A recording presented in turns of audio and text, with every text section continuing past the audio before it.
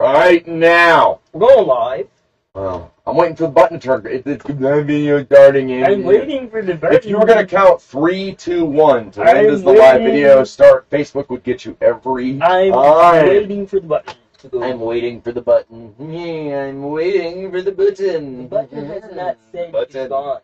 It hasn't given me the red light yet. It did, actually. I just didn't tell you. Yeah, I know. I figured. That's why I'm talking in a weird voice, man. I don't do this naturally. He does. This is actually his normal voice. This whole rest of it that you hear, the whole rest of the time you'll hear this, is his fake voice. This is his normal voice. This is fake. This is totally real. This is like the Matrix. It's an illusion. It's an illusion. Okay? It's all an illusion. It's all an illusion. Doug Henning used to be like, it's an illusion, everybody. Come, I want you to see the illusion. I started diving into a little bit of the guy from The Simpsons, the Irish guy. Okay. For some reason, my voice, it was weird. I know who you mean. I can't do it now. I can't figure it out. I had it for a half of a second. I talked too much. That's what happened. There's only one voice I can do from The Simpsons, and it puts me in trouble. Oh God. Okay. Okay. You can do that. I can't. Gotta do it silently. Well, but I mean, your Ote is so. Ote. It's so. Man, don't say nothing about my hair. It don't say. Feels so pure to your inner being. How about that? Say Ote one more time, and I'll see if it. No. No. No. You actually look more like Buckwheat's little sister, to be honest. Buckwheat's little sister. Buckwheat's little sister. That makes no sense. Then you. Did they ever do an adult Little Rascals? No, because I'm telling you, Buckwheat had a little sister. Did he? In the Little Rascals, there was a little black kid. Oh, really? And your hair is more. Okay. Hold on a second, folks. We have important questions to answer. What was the name of Buckwheat's sister? What was her name?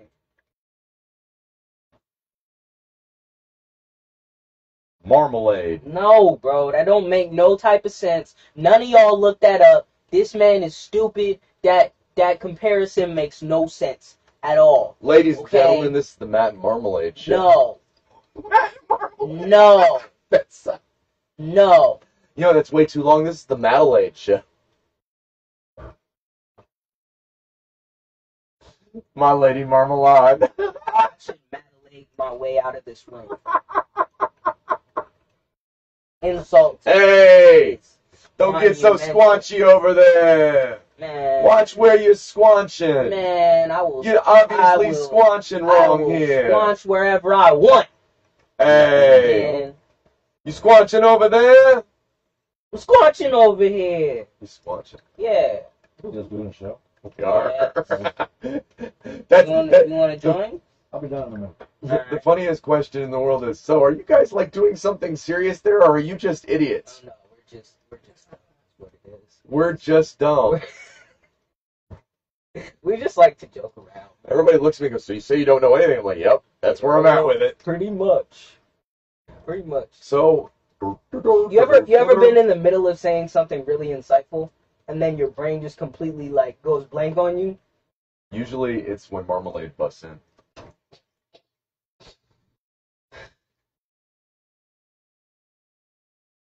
That sounded sexual for some reason.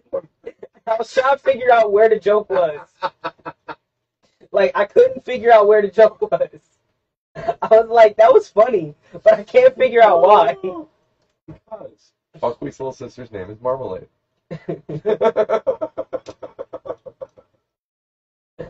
Oh my god. You need little plastic clippy bows on the ends. No. She had little plastic clippy bows. Never. Never. I've walked out the house with my hair looking all kinds of I want you to know crazy. he's a deep sleeper. But I will tell you right now, I will never walk out the house with little plastic bow things on my head. Somebody cut this together with a picture of me with like the bow. This gonna happen in the future, you know. So I'm telling y'all right now, cut this together with a picture of me with the little bow things, the little plastic things on my head. I'm telling you, it's gonna be hilarious. So now, I need to figure out a way. Mm. Get a picture of you. Oh no, it's not. Outside of the house. It's not No, gonna no, happen no, on no, no. purpose. This Oh, what? outside of the house. With bows on your hair you don't know are there. I just gotta catch you in the middle of the night. If I ever do that, I'm not going to leave the house. Like I'm not. No. I'm not going to leave the safety of my house. My point is, I'm gonna sneak them into your hair when you're not looking in the middle of the night while you're sleeping, and without you knowing that you have bows in your hair, you'll have bows in your hair. There's no way I won't know because I look in the mirror too much. There's a whole back I look section. in the mirror every day. There's a whole back section you don't pay no attention to. I would feel it. I would feel it. I would know. Trust me. I fiddle with my hair enough. I look in the mirror enough. Come on, man. Like there's no way I wouldn't know. Well, let's end this chapter. Today we're talking about chapters. Yesterday it was stories. Yeah. The funny, okay. You ever feel like it's the end of the world? Yeah. Totally. Right? Like, oh my God, this is whatever thing is going on. You're like, oh my God, this is the end. I will say a lot less than I used to, but yeah. Well, okay, so like in major breakups and major thises and major that's, where it feels like the end of the world. Mm-hmm. Because we react to the end of each chapter like it's the end of the whole book. You know, like, oh my God, the world is ending, and then you turn the page. I mean, there's another chapter. I'll say that like most of the maybe sequels. Most of the changes that I've gone through in my life, I've been able to handle like pretty well, and I've been able to adjust to them. There's been a couple though that I would say like really like had me thinking everything was over and I couldn't come back from this. But most of it was mostly just me in my head, and very quickly I could think like, okay, this isn't the end, but this still really hurts though. The wild thing is, so take those moments. Take the 2 or 3 there that you were talking about. End of the world, end of the chapter. Right. And obviously not end of the book, you're here, right? Obviously. But you got through those. Right. There was another chapter. There was another page. Something else happened. Yeah. Something good even. Right. Or things moved in the other direction. Whatever. Things moved somewhere. And sometimes some of the crap that was the end of the world led to good bits.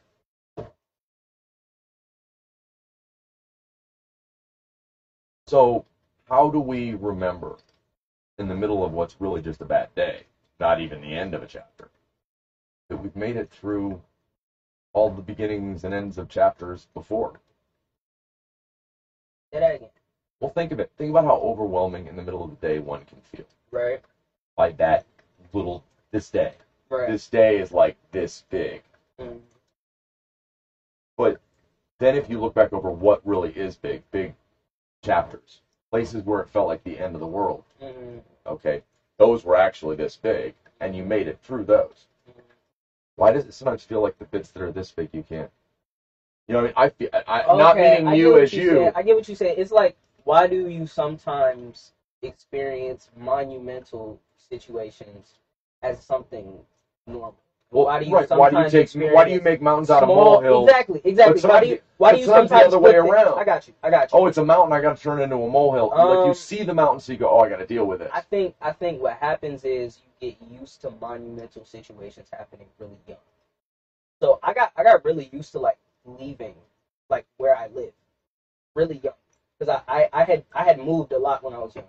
Not more than a whole bunch of people, but I had moved a lot. You moved a bunch. Yes. You can't measure that stuff. It's how I was a kid. Me going from Columbus to New York wasn't that big of a leap.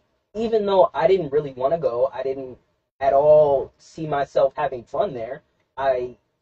It wasn't hard for me to adjust to that. But something like somebody passing away, I had it happen before, but I was a little bit younger, so it wasn't really the same. But when someone passed away and I was a little bit older and I had a little bit more context, the relationship was different. It was a different scenario. And it completely hit me differently. Like sometimes things can hit you differently just because you're in a different place in life. Or maybe you've experienced different things, and sometimes that leads to, I'm going to take this super small situation and make it huge in my head. PTSD. Maybe even just because this situation's happened to me before and it was really bad the first time. So there's a similar situation, and you're painting the next chapter based on experience. Exactly. So like okay. I see what you're saying. Right. Right. That what ends up getting you is, and like I said, that's why I said PTSD. It's that there's like full on, hey, there's PTSD, and then there's the idea that our body is specifically made to react to situations. So like it learns, we learn, right?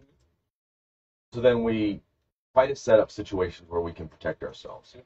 So if previously when these few things happened, right, this happened, your body braces for that. Yeah. And what a trigger is that happening subconsciously.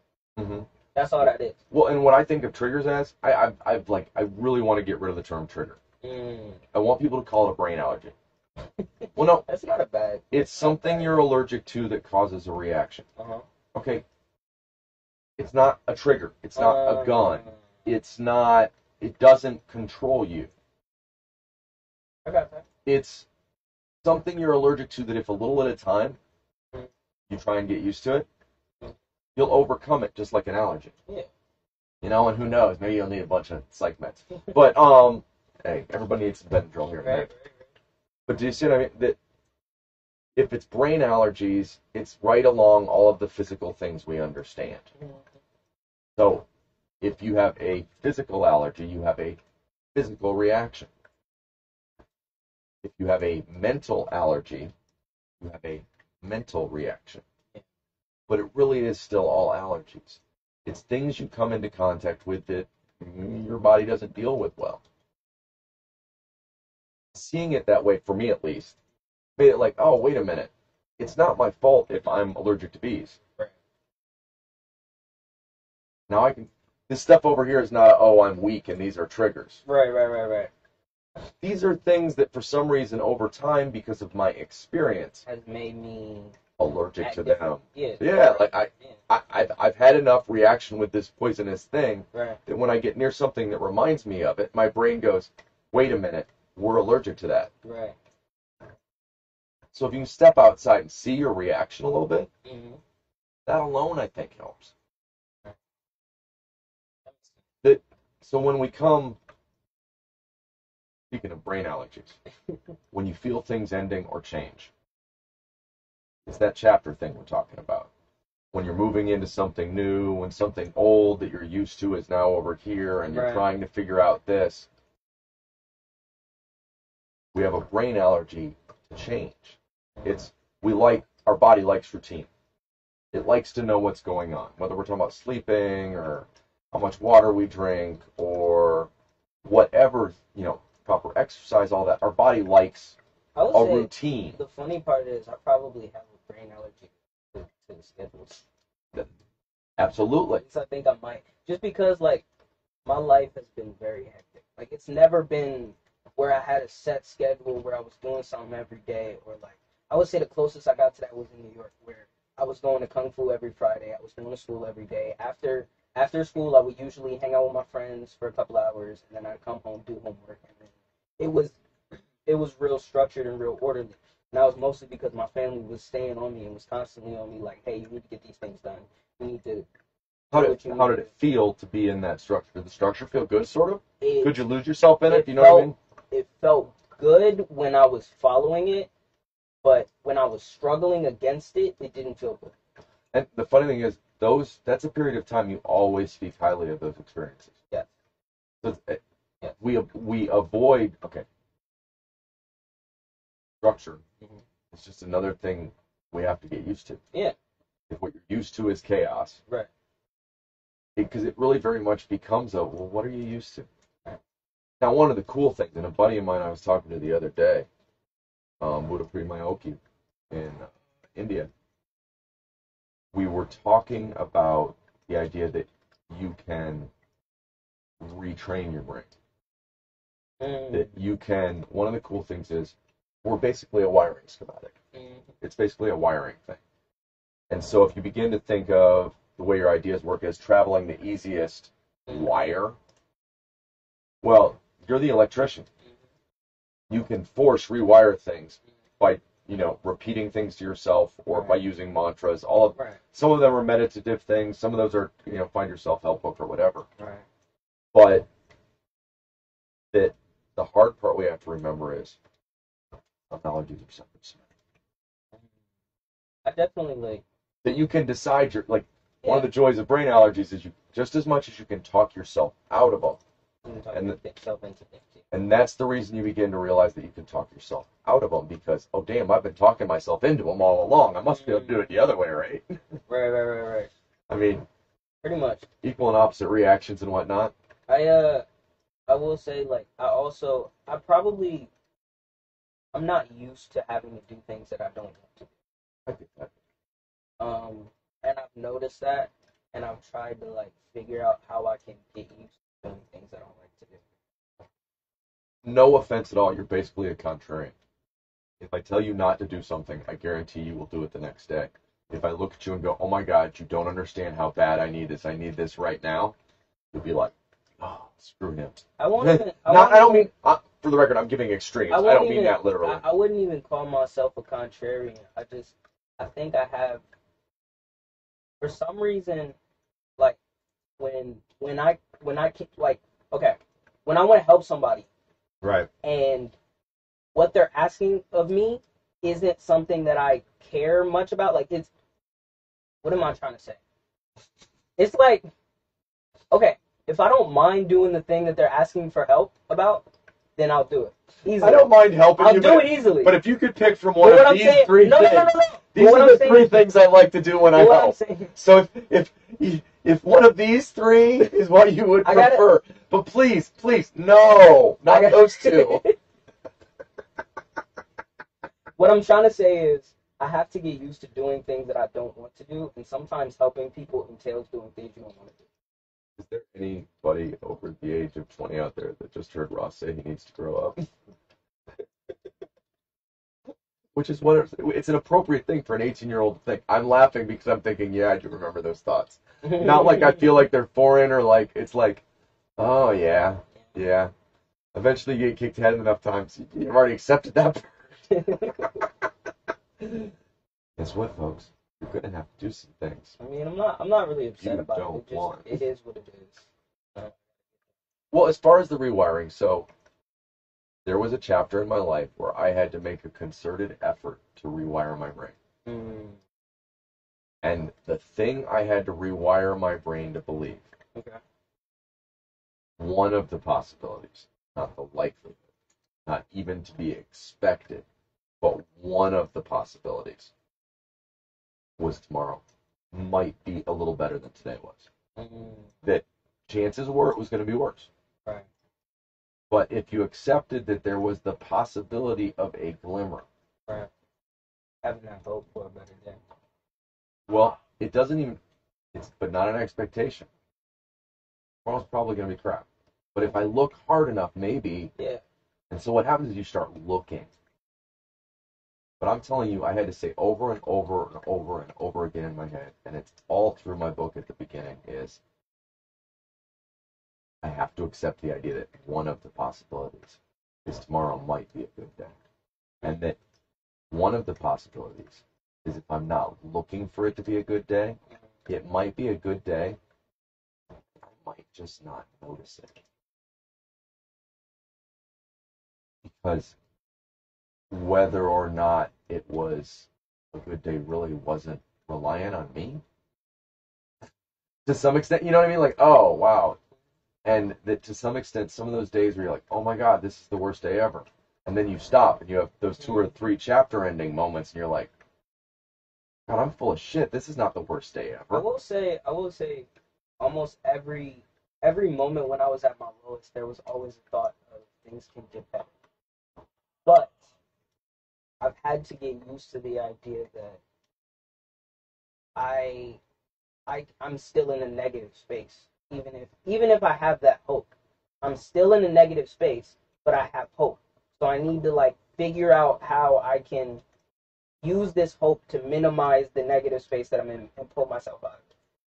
You know, Right. it's Well, you spend your time searching for that glimmer instead of yes. grinding your gears, I've overthinking been- on the other. I will say I've been pretty lucky that I usually I think in every dark moment I've always had a glimmer of hope. I've been pretty lucky is maybe not the word. But I know what you mean. Yeah.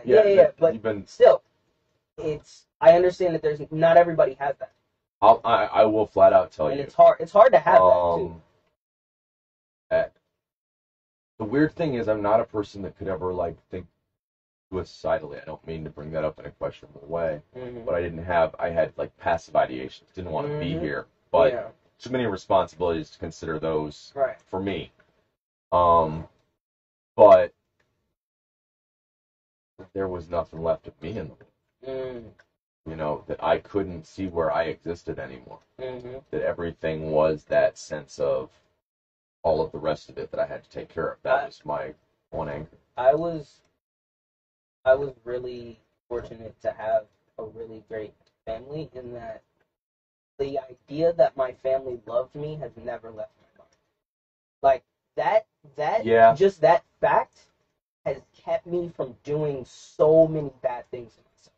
Like just that fact. It did something like I can't stress how important it is to tell your kids that you love them and to give them hugs and to like To give them that support. yeah, like because just knowing that I always had the possibility of going to my mom and whatever place we were in, whether or not we just had a bad argument or whatever, if I go to her and say, "Hey, I need help," she's gonna drop everything and figure out what she needs to do. Well, I'm gonna flat out go no. I had backed myself into a hole. Mm. This is actually the hole in question. There was really only one person really willing to sneak through it all. Right. And if he hadn't, I don't know what I would have done. He came to me and saw me when I really needed to be seen, when no one else was doing that, and gave me some tools. At the beginning of the journal starts with my best friend going, "Dude, you got to start keeping track. You've got to have an idea where you're at. Mm. You got to keep track of whether or not you're taking a shower. Right. You've got to like find a grip back on it and a way out of it, and to see that it's not constant. Right. That it does ebb and flow. That the reason we're keeping track of your numbers, everybody It's to see that there's a up and down to it. Sometimes you're having good days, sometimes it's not all bad days. It's not all bad days. The Some thought days that are can better. happen is when you're having a bad day, it's really easy to think that every day is a bad day. Oh God, yeah. When you're in that hole, Yeah. And I mean, if there's no one, it's not, and it feels like the end of the world. I 100%. And guess what? Guess what? Yeah. It feels like the entire end of the book. Mhm. And over again, the mistake we make is we're coming to the end of a chapter, and we're thinking, "Oh, this is the end of the book," Mm. and it's not. And one of the things, if you look back and at least think about that, is you can look at where you are and go, as it doesn't mean it takes away from the fact that today's a bad day. Mhm. Today's bad days. Right. It doesn't take away from the fact that there's going to be bad days we're suffering. Right. But some perspective on the fact that you're tougher than you think. Mhm. Definitely. That, I mean, that's kind of the reality. I've You know? always thought it was really important to try and reach out as much as I possibly can. I'm not very good at keeping in contact with people because I am kind of like I distance myself a lot, but I still always try to ask my friends like, hey, how are you doing? How are you feeling? Yeah. Like little stuff like that, just because like I know people that see that as the only option, they really like they 100% feel like they have no one. Right. It's not that like sometimes you can even if it's not true. Sometimes you can be surrounded feel, by people and feel alone. exactly. There's And nothing as lonely as a crowded room. You never know if you can be that person for somebody. You never know. So just asking the question of, hey, are you okay? How are you doing today? Just Right. the little questions, if you keep putting those out, you never know. You could become that person for somebody. Not to say that you have to stay that person for somebody, but you could become that person for a short time just so that they can go and get some help, so that they can figure out their life. Well, and I like to reach out to people and just go, hey, even if you can't reach out to me right now, I wanted to reach out to you and let you know I'm thinking about you. Right. That I know that at my lowest, it was, A, I wasn't answering the phone anymore. Mm. B, the text message was like a weight. Mm. It was like, oh God, I have to answer that. That it didn't matter whether or not those were, and so it wasn't that I wanted to talk to those people, Mm.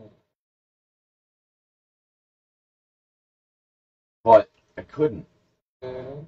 I mean, that there were points where my brother would go months, and he'd call every week, and I would text him every once in a while. And there were a few times I texted him finally, and I said, I want you to know that I appreciate every time you call. Mm. That no, I know that what you're doing is reaching out because you care about me, and that means the world. And I'm sorry. And meanwhile, that I felt all kinds of guilt about the fact I couldn't answer the phone, but that when you're at those chapter ending moments and you're sure it's the end of the book, Mm. and you're sure you'd be better off if you shut the book before the last few pages. Right. Yeah. Keep reading. If you're in hell, keep going. Isn't that what they say? Yeah. You know, the thing to remember is your book has lots of chapters. You know, don't run out on a good story, because you don't even know if it's a good story. Right. Right. You don't know what happens next. Right.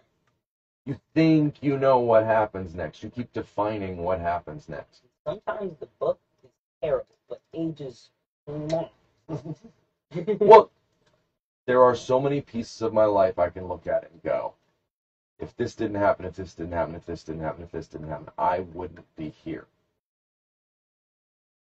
Is it all great? Was it all a good time? Nobody promised a good time. Some of it was fun? Yeah, probably. Right. But was it all lesson? You know, the trick is we were always in school. We're always in school. That's all we're doing here.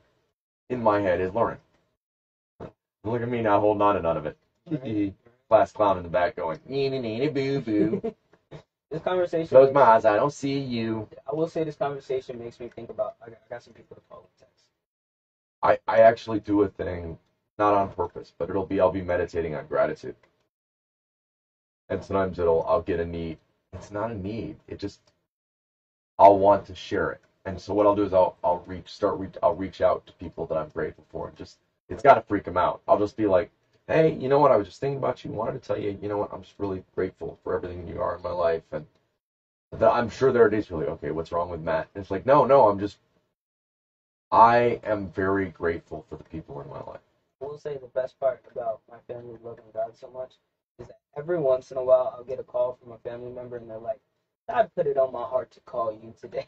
And I'm like, that feels amazing. Even if I don't believe in all the hype, that feels Well, really good. I'm glad, no matter, I'm glad that you took the time. Well, here's my thought. No matter what the reason is, no matter how you describe that energy, that spirit, that, oh my gosh, you know what? I just felt today like I should reach out to somebody. Right. Rest that shit. Right. It doesn't need. I have a lot of conversations where I go, no, I'm not saying I don't believe all of that or think those things. Right. I'm saying that guys are fighting over trying to describe the same thing. You guys are arguing over minutia. At this point, I don't really. You're fighting over definitions and words. I don't feel like talking about that stuff. I don't. What could be bigger than definitions and words?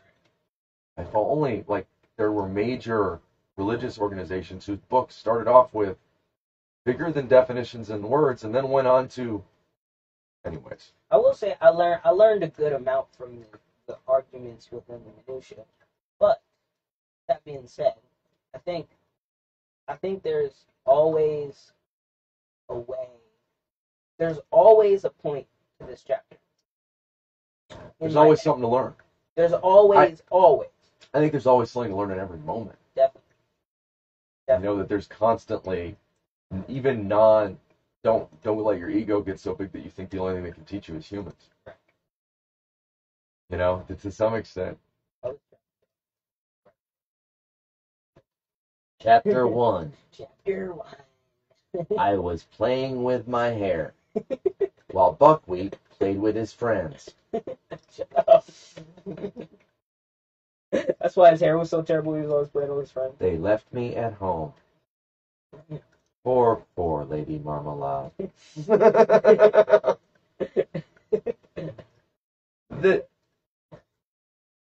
But seeing life as chapters as opposed to, you know, allowing yourself the fact that there will be new beginnings, there will be endings, it will come, this shall pass. You know, the good news is, this shall pass. You heard the bad news? This shall pass. No, this shall pass too. So the things you're attached to that you love, yep, them. The things you're attached to that you hate, that are driving you crazy right now, yep, them too. All of them pass. Right. So you gotta take the good with the bad. Yeah. You know, to some extent, that you think of your best chapters, usually the reason the end of the chapter was so rough was because the beginning felt so good. Mm. You know, that, wow, what a great story, and then, whoa, damn. Twist, twist. Good movie, though. Right. I mean, if you're going to write chapters, it's kind of the way you want them to go. Right. You know, they kind of draw you in, you're having a good time, and then... Like fly swatter. Gotcha. Well, but, I mean, but the trick is, and then there's another chapter. There's new stuff. Yeah. There's stuff constantly ending and starting. There's just the ones that are driving us crazy in the individual moment. Because we don't deal with change. When we run into change, we immediately start looking at a situation and applying our previous experience. We don't even see the real situation in front of us because our brain, our perception, tries to figure out what it can do most to protect us. I think we do somewhat. I think somewhat we respond to change as well, but after a while of so much change, it becomes harder and harder to respond to. Well, Is you my can thought. become really good at, I think, responding to change, but then what you've done is added a new thing where you're not really involved. Well, the thing is, Like you can put, I don't know. My thought is once you go through a certain amount of changes, Right. eventually you have so many experiences that you begin to associate new changes with old experiences as opposed to viewing them as new changes. So you just copy and paste your answer for the first change. Well, that's what I'm saying. So Is you're my not, thought, yeah. and so what you've done is you've built up a wall that what it is I'm used to change, so that you don't enter the real experience because you're avoiding the pain at the end. Exactly. You're So- avoiding the experience. Right? Is what you're doing. Yeah. And you kind of want to be immersed. Right. Because what if the experience today is the one that leads to the wild thing 20 years from now that you don't know anything about? The thing you have to remember is A, B, C, this. easy as one. Oh, sorry. I got another chapter. Okay. This chapter Chapter 2. is in a different place in the book. It's not the same chapter at all. You're reading multiple. It may start the same. The reality is you're Mhm. probably reading multiple books at the same time. Okay, I'll be honest. That breaks the analogy a little bit for me. I'm confused. Well, if you start to think about it, there's chapters ending and starting all the time. Okay. So you're reading, there's a book called Relationships. There's a book called Work. Okay. There's a book called, and so they don't even all line up. And what the worst is when all the chapters end at once. And you're like, so does that, That's a rough one. trick is, you don't even know what this page means. You can't even tell what the chapter really means. That's how books work. Yep. You know, you can think you know your story, but you can't skip ahead to read the end. I mean, you have the option of closing the book, I what suppose, that but makes that's me not wanna the same know? thing. Okay, I wonder if there's a chapter. I mean, if there's a book that the first chapter means something different once you get to the end. So you read the first chapter and it means something. You have an idea of the first chapter. And then once you get to the end of the book, the first chapter, the meaning completely But changes. that's how great, and don't you think that's how great books work? Well, Yeah, I should probably read more, but That- it makes me. that I I'm just, like, I just I wonder don't if there's have any all the- books like that. Well, off the top of my head, absolutely yes and no. I don't have any to list. I got you. But in the sense of books that no, that's the twist. The Mm. twist is when you think you know what's going. That's the best movies you've watched.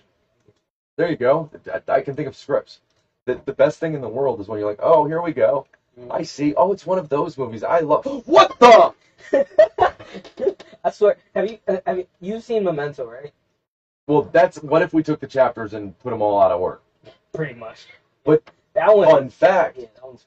that's also how Pulp Fiction was done. Yeah, the Pulp re- Fiction is like that too. Pulp Fiction, he Yeah. very much wanted it to feel like serial versions. Mm. So yeah, he did a weird thing where he flopped them around and popped them around. Yeah, so not I've in the never right order. I've never understood how Pulp Fiction, like the actual 'Cause they're- storyline. I've never understood it. Well, But- each one, that's because each one is supposed to stand alone separately. And then if you concentrate on all of them, you can see the story. Oh. You know, that he's supposed to throw the fight for Marcellus, and then he runs into Marcellus down in the dungeon, and then he saves Marcellus's ass. But do you follow me? So there is actually a linear way you can see it, and it makes sense. You just make a play on his name. No. What happens to Marcellus and what? Marcellus Wallace. No. It was that. That's No. That. Trust me. okay. Trust me when I say it is his ass that it His saved. ass. Yeah. No. I don't know if you remember the Gibbs scene and why he's forgiving of the fact he didn't throw the fight, but No, I don't. there you go. There you go. There was a gimp involved. Let's leave it at that. Yeah, getting the evil on there. Yup. One eye that was winking at Marcellus Wallace that he was most worried about was not on his face. Just saying. But it is a fact, though, that when you start thinking of your chapters that way, Hmm. even if what if I could throw them around in different orders? Right. Or the idea that what you think is deeply meaningful now, there's a twist. What a twist. Well, no, the best movies have a twist. Yeah. The best books have a twist. Lives have twists. Right. Don't get me wrong. I'm not guaranteeing that that's where everybody ends up, but chapters. You know what? In the end, it's been a good show. Time to end this chapter. Tomorrow, more stories. More stories. Tomorrow's Friday. It is. This week's gone by pretty quick. It really has. But it's been a good week, I it's think. been a good week. I think so. I think so. Yeah. Oh, really enjoyed it. These pages have been okay. Not sure about the chapter, but you know what? We're getting there, you know. Something like that, right? We're getting through the book. One day at a time, one page at a Right. time. You can only read one page at a time, folks. Might as well do this page as best you can. Who knows what the next chapter is going to bring? She says. Say facts. I'll show you. I'll show you. Little bit short today, but we got some medical things we're taking care of. Not us, just other people we care about. So we're gonna head out here at about 1 o'clock and see you all tomorrow. Yeah. They're in the car on their way here. Excellent. I didn't even realize we started late. That's what that is.